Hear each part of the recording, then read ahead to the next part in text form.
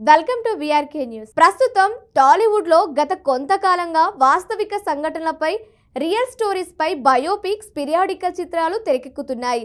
దర్శకులు తీస్తున్న సినిమాలకు సైతం ప్రేక్షకుల నుంచి కూడా బాగానే స్పందన వస్తుంది. దీంతో సినీ ప్రేక్షకులు దర్శక నిర్మాతలకు ఇది కాస్త బూస్టప్ లా ఉంది. దీంతో లవ్ స్టోరీస్ కన్నా నిజ జీవిత ఆధారంగా తెరకెక్కుతున్న చిత్రాలకే ఎక్కువ ఆదరణ లభిస్తుంది. ప్రస్తుతం నందమూరి నటసింహం బాలయ్య కూడా ఓ వ్యక్తి నిజ జీవిత ఆధారంగా సినిమాపై చేస్తున్నారు. దానికి కూడా డాక్ మహారాజ్ అని కూడా టైటిల్ ఫిక్స్ చేశారు.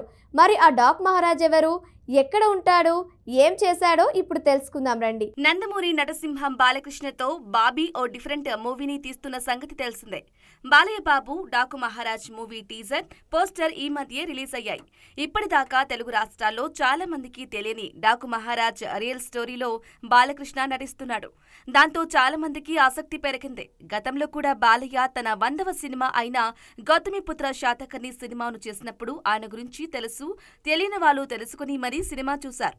కానీ ప్రస్తుతం చేస్తున్న ఈ డాకు మహారాజ్ ఎవరు అని, ఆయన ఎక్కడ ఉంటారు అని, ఏ రాష్ట్రానికి చెందిన వ్యక్తి అని సోషల్ మీడియాలో ప్రశ్నల వర్షమే కురుస్తోంది. ఇక ఈ డాకు మహారాజ్కు ఏ చరిత్ర పుస్తకాల్లో ఒక్క పేజీ అయినా ఉందా అని మీకు ప్రశ్న వస్తుంది కదా. డాకు మహారాజ్ గురించి బాలకృష్ణ అభిమానులే కాదు, అందరూ నెట్లో సెర్చ్ చేస్తున్నారు. తాజాగా God of masses Nandamuri Balakrishna హీరోగా బాబీ దర్శకత్వంలో తెరకెక్కుతున్న ఎన్బీకే 109 మూవీ కూడా నిజ జీవిత గాథగా ఫిలిం నగర్ సర్కిల్లో ఓ గాసిప్ చక్కర్లు కొడుతోంది. వీరసింహారెడ్డి, భగవంత్ కేసరి సినిమాల తర్వాత నందమూరి బాలకృష్ణ నటిస్తున్న మూవీ ఎన్బీకే 109. ఇటీవల కాలంలో బాలీవుడ్లో ఏ హీరోకి లేని విధంగా వరుస సినిమాలతో హ్యాట్రిక్ విజయం సాధించి బాలయ్య ఒక ఊపు మీద ఉన్నారు. 6-10 వయసు దాటినా కుర్ర హీరోలతో సమానంగా షూటింగ్లో పాల్గొంటూ వరుస బెట్టి సినిమాలు చేస్తున్నారు. నందమూరి నటసింహం బాలయ్య చేయబోయే 109వ సినిమాను బాబీ డైరెక్షన్ చేస్తున్నారు. ఇటీవలే ఈ సినిమా టీజర్ అండ్ టైటిల్ ను రివీల్ చేశారు. ఈ మూవీకి డాకు మహారాజ్ టైటిల్ ని ఖరారు చేశారు. గుర్రంపై ముసుగు వేసుకుని వస్తున్న గెటప్ లో బాలయ్య అలరించారు.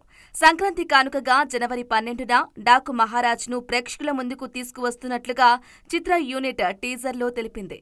అయితే బాలయ్య లుక్, గెటప్, టైటిల్ పేరు వైరల్ కావటంతో నెటిజన్లు అసలు ఇంతకీ ఈ డాకు మహారాజ్ ఎవరు అనే దానిపై నెట్టింట సెర్చ్ చేస్తున్నారు. ఇక వివరాల్లోకి వెళ్తే డాకు మహారాజ్ అసలు పేరు డాకు మాన్సింగ్. ఉత్తరప్రదేశ్లోని ఆగ్రా జిల్లాలో బాహ్ సమీపంలోని ఖేరా రాథోడ్ గ్రామంలో 1890లో జన్మించారు.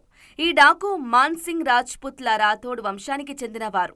డాకు మాన్సింగ్ పోలీసులకే క్రిమినల్, కానీ చాలా గ్రామాల్లో ఆయన్ని దేవుడుగా కొలుస్తారు. ఇంకా చెప్పాలంటే దేవుడి కన్నా ఎక్కువగా కొలుస్తారు. ఎందరికో మంచి చేసిన గొప్ప నాయకునిగా గుర్తిస్తారు. కాగా అలాంటి వ్యక్తి జీవిత ఆధారంగా మన హీరో బాలయ్య నటిస్తున్నారు. ఈ మూవీని మాన్సింగ్ రియల్ స్టోరీ ఆధారంగా తీస్తున్నారు. లెక్కలేనన్ని దోపిడీలు చేసి డజన్ల కొద్ది హత్యలు, పోలీసులకు సవాల్గా మారి వేల మంది భూస్వాములు, ధనికులను హడలెత్తించిన డాకు మహారాజ్ ఎవరు, ఎక్కడ ఉంటాడు, ఏం చేశాడో, చంబల్ ప్రజలకు దేవుడు ఎలా అయ్యాడో ఇప్పుడు తెలుసుకుందాం రండి. మాన్సింగ్ ది ఉత్తరప్రదేశ్లో ఆగ్రాకు దగ్గరలోని ఖేరా రాథోడ్ గ్రామం. క్షత్రియ కుటుంబంలో పుట్టాడు. పెరిగింది చంబల్ లోయలో.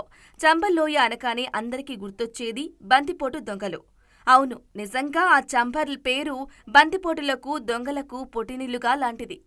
గతంలో ఇదే ప్రాంతంలో దోపిడీలు చేసిన పూలందేవి తర్వాత ఎంపీగా కూడా ఎన్నికైంది. ఆమె రియల్ స్టోరీతో కూడా బ్యాడ్మింటన్ క్వీన్ పేరుతో సినిమా వచ్చింది. ఇప్పుడు మాన్సింగ్ స్టోరీ కూడా బాలయ్య బాబు హీరోగా వస్తోంది.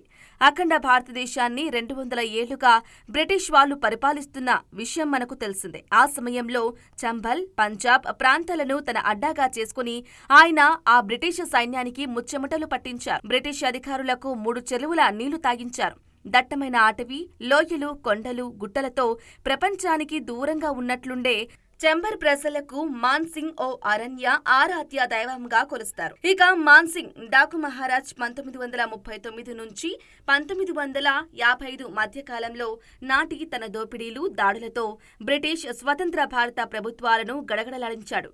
మాన్సింగ్ చంబల్ ఏరియాలో 17 మంది తన మిత్రులతో ఓ గ్యాంగ్ ఏర్పాటు చేశాడు. కేవలం 17 మంది ముఠాతోనే మాన్సింగ్ ఇంతటి కల్లోలం రేపారని అంటారు. ఇందులో ఎక్కువ మంది ఆయన కుమారుడు, సోదరుడు నవాబ్ సింగ్ మేనల్లులే. ఆ తర్వాత వాళ్ళ సంఖ్య అంతకంతకు పెరిగింది. మాన్సింగ్ వెంట ఉండే వాళ్లతో పాటు పరోక్షంగా కూడా మొత్తం 400 మందికి పైగా పనిచేసేవారట. ఆ ముఠాతో దాదాపు 1,112 దోపిడీలు, 185 హత్యలతో ఆయన ఆ ప్రాంతంలో మారణహోమం సృష్టించారు. మాన్సింగ్ను పట్టుకునేందుకు ప్రయత్నించిన 32 మంది పోలీసు అధికారులను కూడా మాన్సింగ్ వదిలిపెట్టలేదు. ఇక అక్కడితో ఆగకుండా సుమారుగా 4 రాష్ట్రాలకు చెందిన వేల మంది పోలీసులు 15 ఏళ్ల పాటు అతని కోసం వెతికారు. ఇలా లెక్కలేనన్ని క్రిమినల్ కేసులతో పోలీసులకు మోస్ట్ వాంటెడ్ క్రిమినల్ గా మారారు డాకు మహారాజ్ మాన్సింగ్. పోలీసుల దృష్టిలో మాన్సింగ్ గజదొంగ అయితే చంబల్ లోయలో కొన్ని వేల మంది అతన్ని దేవుడిగా కొలుస్తారు. మాన్సింగ్ దోపిడీలు చేయక వచ్చిన డబ్బుని ఎక్కువగా మంచి పనుల కోసమే ఖర్చు పెట్టాడని చంబల్ లోయలో చెబుతుంటారు. బలిసినోళ్ల దగ్గర దోపిడీ చేసి పేదలకు పంచిపెట్టేవాడు. ఆడవాళ్లంటే అతనికి ఎనలేని గౌరవం. చాలా మంది యువతులకు తన ఖర్చులతో పెళ్లిళ్లు కూడా చేశాడు. అందుకే ఆగ్రా చుట్టుపక్కల జిల్లాల్లో చాలా మంది మాన్సింగ్ ని దేవుడిగా కొలుస్తారు. మాన్సింగ్ కి ప్రత్యేకంగా గుడి కూడా కట్టారు. ఆ ఆలయం ఇప్పటికీ ఉంది. మాన్సింగ్ దోపిడీలు, కిడ్నాప్లు, హత్యలే కాదండోయ్, చంబల్ ఏరియాలో మన మోహన్ బాబు టైపు పెద్ద రౌడీలా తీర్పులు కూడా ఇచ్చేవాడు. ఇక ఈ మాన్సింగ్ కి చిన్నప్పటి నుంచి లీడర్ని అనిపించుకోవాలని ఆరాటం, ఆశ ఉండేది. ఆ లక్ష్యంతోనే మాన్సింగ్ పెద్దయ్యాక, పెద్దరికం వచ్చాక తమ ఊళ్ళల్లో పంచాయతీల్లో తీర్చేవాడు. తనకు తోచిన విధంగా తీర్పులు చెప్పేవాడు. మాన్సింగ్ పై కిడ్నాప్, దోపిడీ, హత్య సహా దాదాపు 100కు పైగా కేసులున్నాయి. అయితే మాన్సింగ్ కి శత్రులు కూడా బాగానే ఉన్నారు. కొందరు రౌడీలు, వడ్డీ వ్యాపారులు ఆయన్ని వ్యతిరేకించేవారు. మాన్సింగ్ పై కుట్రలు మొదలుపెట్టారు. అతని భూమిని అన్యాయంగా లాక్కున్నారు. తర్వాత తప్పుడు కేసు పెట్టి జైలుకు పంపారు. మాన్సింగ్ జైలు నుంచి విడుదలయ్యాక తన విశ్వరూపం చూపించాడు. కటకటాల్లోకి వెళ్లడానికి ఎవరెవరు కుట్ర చేశారో వాళ్లపై దాడి చేశాడు. ఇళ్లకు నిప్పు పెట్టాడు. ఆ తర్వాత చంబల్ లోయలోకి పారిపోయాడు. ఆ తర్వాత కొన్ని రోజులకు తిరిగి రాగానే పోలీసులు అరెస్టు చేశారు.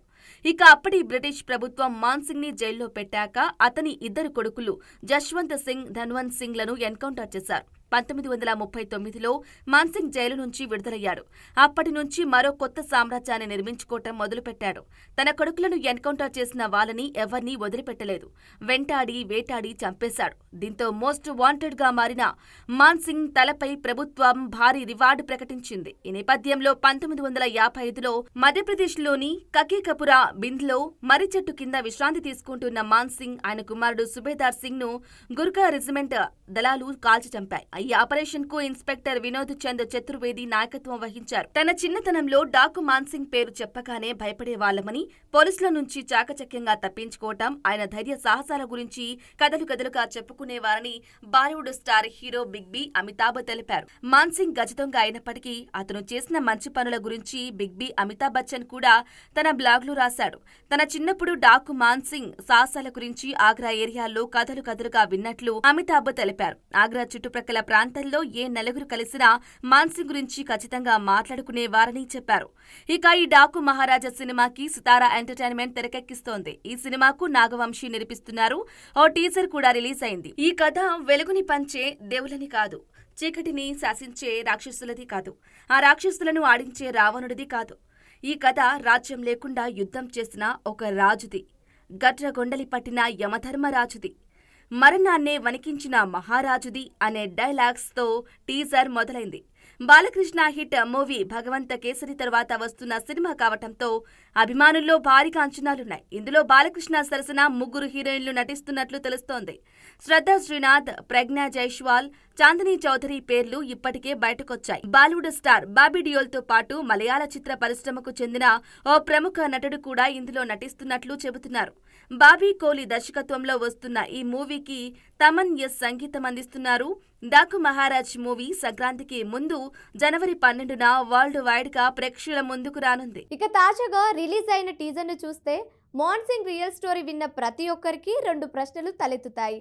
మరి బాజీ డాకు మాన్సింగ్ జీవితాన్ని ఇన్స్పిరేషన్ గా తీసుకొని ఆయన ఈ కథను తెరకెక్కించాలని అనుకున్నారా, లేక ఆయన పేరును వాడుకున్నారా అన్నది తెలియాలంటే జనవరి 12 వరకు వెయిట్ చేయాల్సిందే.